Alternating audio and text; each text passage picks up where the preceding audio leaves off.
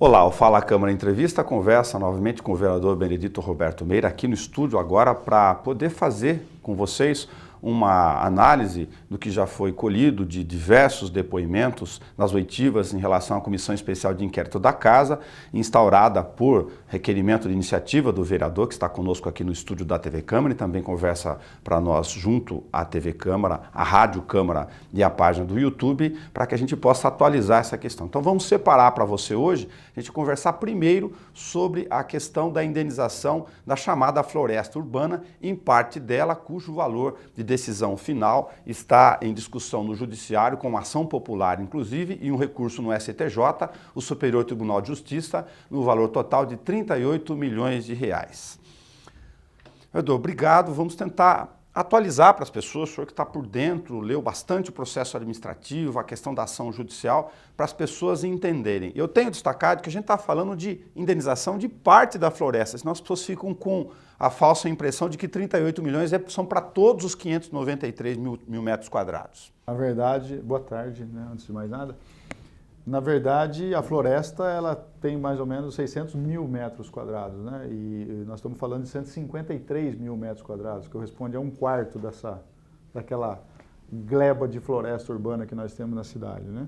As outras áreas, tanto é que elas permaneceram intocáveis porque a prefeitura tomou uma decisão, né, de declarar de utilidade pública parte delas, e essa declaração de utilidade pública fez com que a prefeitura promovesse a desapropriação da área, né, pagou aí a bagatela de R$ 24,50 o metro quadrado, né, ao passo que agora essa ação em que a prefeitura foi condenada ao ressarcimento aos proprietários, o valor do metro quadrado inicialmente foi fixado em R$ 139,00 e hoje atualizado com os valores com a correção monetária e tudo mais, os índices que corrigem o valor da indenização se aproxima aí a R$ 215, R$ 220 o metro quadrado, ou seja, um valor bem superior àquilo que de fato aquela área vale.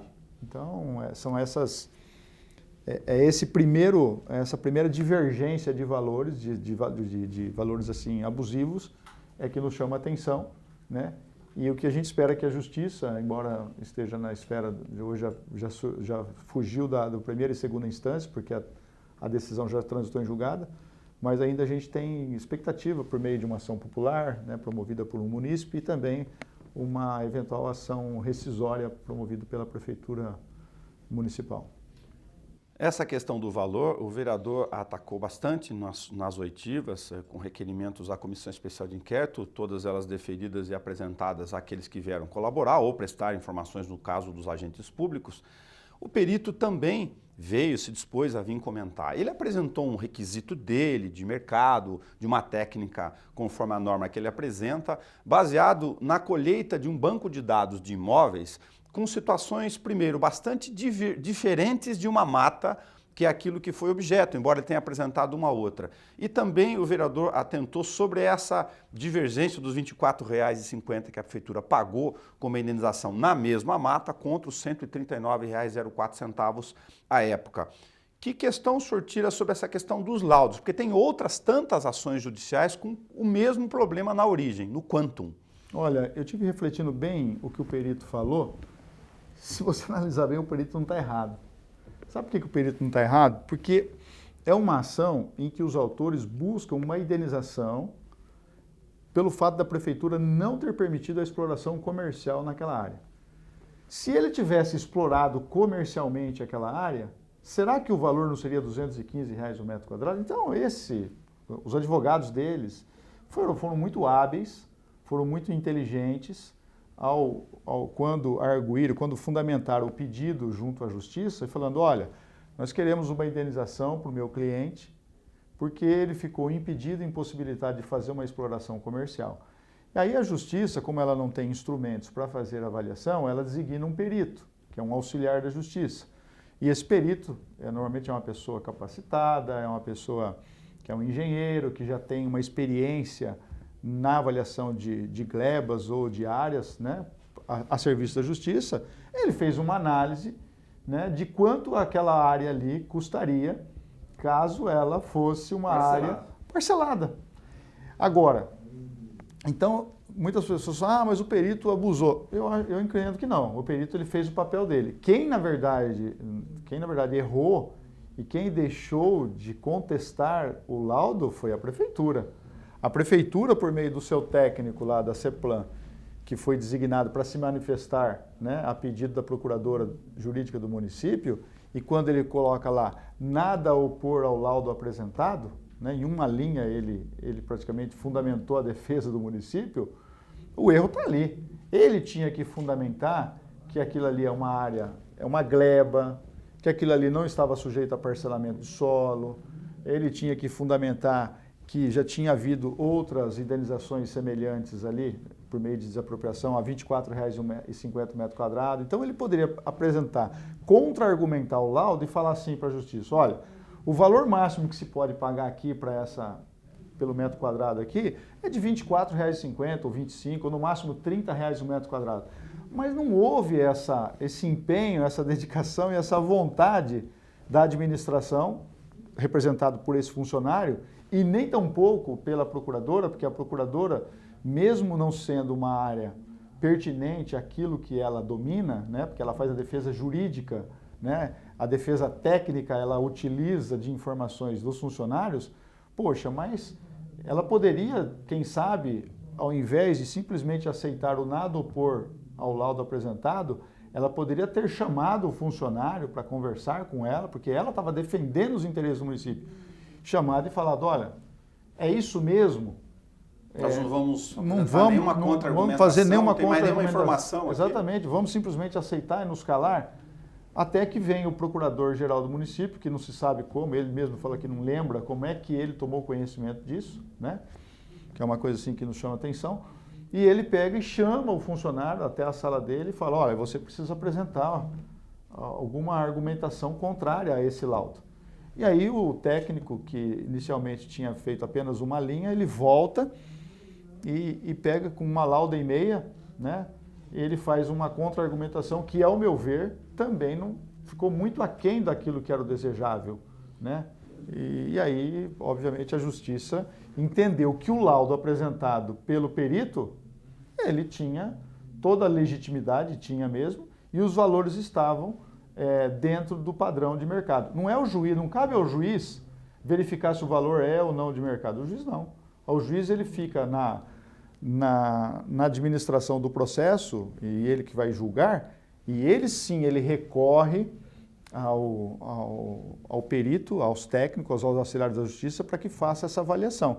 Mas se chegasse algum documento contrariando aquilo que o perito apresentou, ou seja, alguém contradizendo, talvez a decisão da justiça teria sido outra. Como não houve nenhuma manifestação em contrário, o juiz pegou e falou, o laudo está correto. Ou seja, o poder público, é difícil para o leigo que está ouvindo do lado de lá entender como o poder público, na sua área de atribuição, na defesa do interesse público, não apresenta uma prova que ele mesmo produziu, que o senhor já comentou, de R$ 24,50 ao metro quadrado, na mesma gleba que ele, município, pelo menos para exercer o contraditório do outro lado, junto ao processo. Isso não foi feito, o juiz trabalhou com um único dado na decisão. Uma outra questão, talvez importante para comentar, é que a tese jurídica da administração, neste e em outro caso, ela atua especificamente na chamada limitação administrativa. Aqui é uma terminologia jurídica. Ela fala, não é o caso de indenização, porque não se trata de desapropriação indireta, o município não tomou posse do imóvel. Ok, perdemos em primeira instância. Mas aí na apelação, o senhor também comentou sobre isso, nem nesta e nem na outra ação que a gente vai tratar depois, o município leva outros elementos. Bom, então vamos discutir o quanto, ou discutir a forma, discutir se desconta reserva legal, se desconta outra coisa ou outro tanto elemento. Continua-se na apelação, já em segunda instância, com a mesma informação original. Eu advogo também, eu sei como é que é. Quando você tem uma decisão desfavorável em primeira instância, é óbvio que quando você vai apelar, que você vai propor um recurso para que o colegiado em segunda instância, né, possa apreciar a tua defesa, você não pode se limitar e se restringir a se defender única e exclusivamente da mesma forma que você fez em primeira instância. Porque o juiz de primeira instância, ao decidir, ao sentenciar, ele fez com fundamento. Lógico, né, é uma convicção do juiz e tudo, pode ser alterado, pode ser mudado esse entendimento, mas ele fez com base naquilo que está nos autos, né, e com a defesa apresentada. Poxa, se eu já tive uma decisão desfavorável em primeira instância, por que não agora mudar a estratégia, né, ou seja, e ampliar o meu leque de defesa, porque você fala, bom, eu já tenho um ponto negativo do nosso lado, que é uma sentença contrária, né? Condenando o município. Opa, agora eu preciso focar a minha defesa, além daquilo que eu arguí em primeira instância, eu tenho que buscar fatos novos, né? Ou seja, elementos novos para que eu possa convencer aquele colegiado que aquele valor da indenização é muito superior ao valor real de mercado. Mas isso não foi feito. Na verdade, o que se percebe, a procuradora não gosta muito que a gente se posicione dessa forma, porque ela acha que nós não temos, não podemos divergir daquilo que ela escreveu, não podemos contestar o que ela escreveu. Eu, na condição de vereador, eu posso sim divergir, porque eu entendo que o meu papel principal aqui de fiscalização é de defesa do interesse do município. E eu entendo que a defesa que ela apresentou, o recurso que ela apresentou em segunda instância, praticamente foi a mesma linha de defesa de primeira instância, sem acrescentar qualquer vírgula.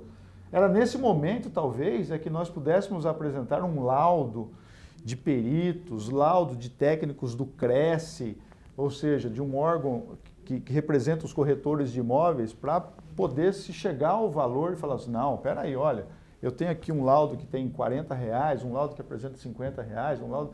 Enfim, eu tenho que apresentar aquilo que é favorável ao município. E isso não foi feito. Aí tem uma outra informação ainda nesse campo, para a gente passar para outra, que pelo menos me chamou a atenção, que o vereador também tocou nas suas arguições.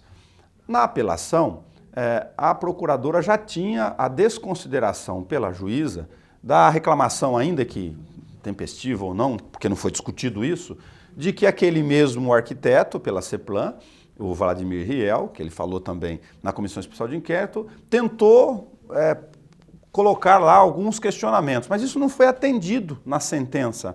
O município também não discutiu eventual prejuízo à defesa, também na apelação em relação a esse aspecto. Aceitou-se passivamente o fato da sentença não discutir esses elementos que foram tentados colocar no processo. Mas, Nelson, eu entendo que a juíza ainda está correta. Eu vou falar para você porque eu acho que ela está correta, ao meu ver.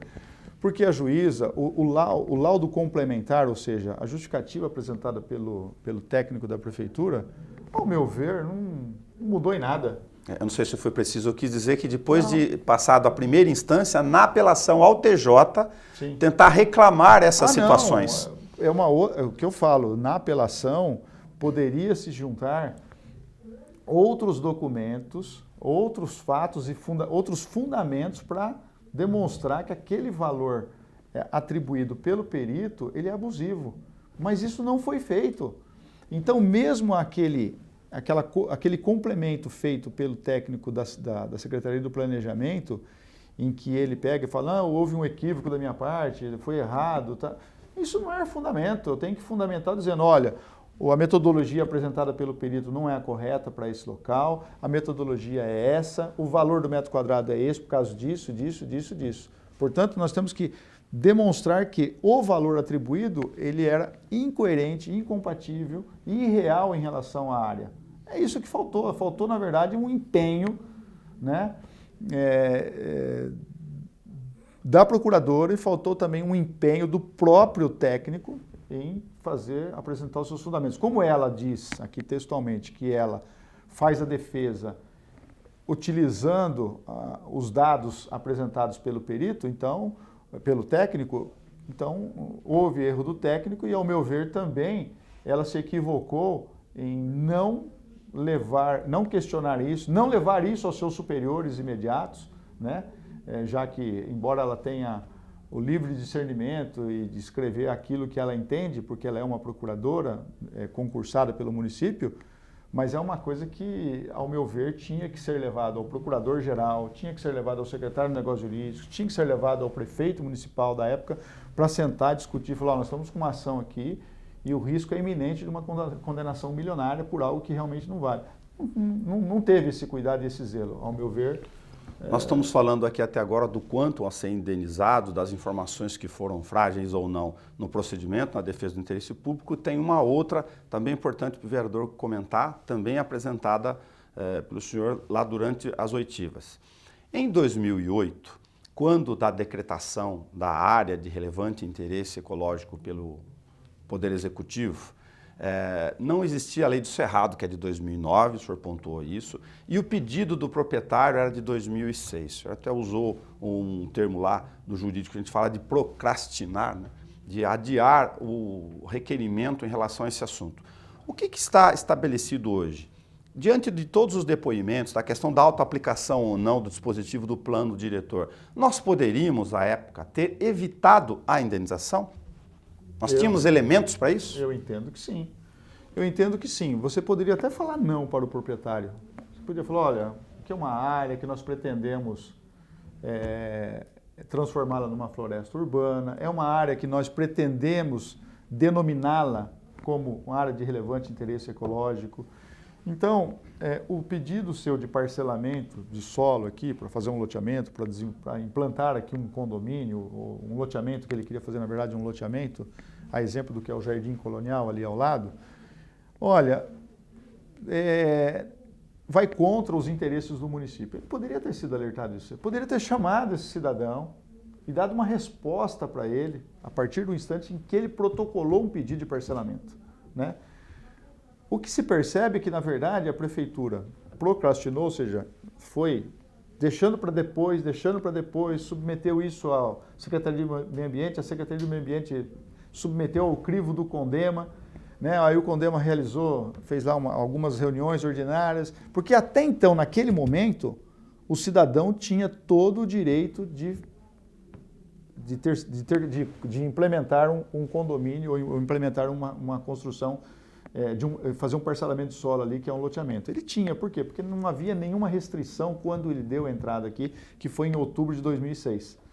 Então, o que faltou, na verdade, foi diálogo e um pouco de bom senso por parte dos administradores da época em chamá-lo para, olha, vamos fazer um acordo, nós vamos declarar de utilidade pública, nós podemos indenizá-lo e tal, nós queremos transformar isso aqui numa floresta. Ou então, olha, essa fachada frontal aqui, da sua gleba, que tem uma fachada, né, tem uma testada pela Edmundo Coube, que é uma área valorizada, que hoje nós temos lá uma infinidade de comércios naquela região, temos a sede do batalhão da PM, temos lá o SAMU, temos uma clínica, temos hospital, enfim. É uma avenida comercialmente boa, né, para ser explorada. Pode ser explorada também por meio de residência? Podia. Então, poderia ter sido liberado para ele, falou, olha, é o seguinte, eu vou liberar para você aqui a fachada, né, a testada da Luiz Edmundo Coube, como a própria secretária à época, a Maria Helena Regitano, disse que poderia ter sido feito isso. O próprio plano diretor previa isso também. Mas nem isso foi feito, na verdade foi um descaso, foi assim, ó, vamos enrolar essa pessoa até quando nós podemos. Quando foi aprovado o plano diretor, que aí tinha a restrição da área de relevante interesse ecológico, que proibia a supressão, proibia o desmatamento, aí a prefeitura tinha instrumentos suficientes para poder falar não.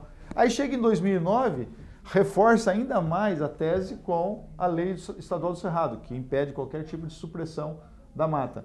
Então, em 2008, 2009, você tinha fundamento jurídico e legal para poder falar não ao proprietário. Agora, 2006, 2007, não tinha como falar não. E ele, exatamente o fundamento dele, no pedido de indenização, é exatamente porque a prefeitura procrastinou, ou seja, deixou para depois para poder atender o pedido dele.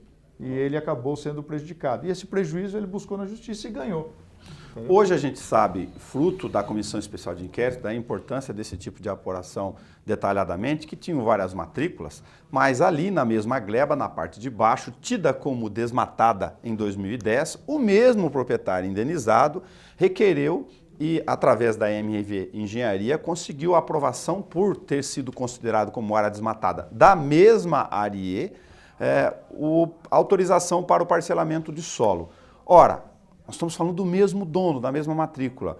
Eu estou colocando um dado novo aqui porque alguém pode argumentar que pela Edmundo Coube, embora não pertencente à faixa do decreto da ARIE, era uma mata e mata não poderia derrubar por ser maciça.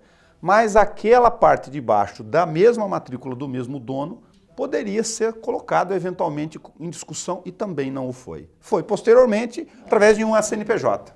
Sim, na verdade, aí o município parece que acordou e falou, ó, peraí, isso aqui não é uma área que tem uma mata maciça, tem uma área que tem mata, mas não é né?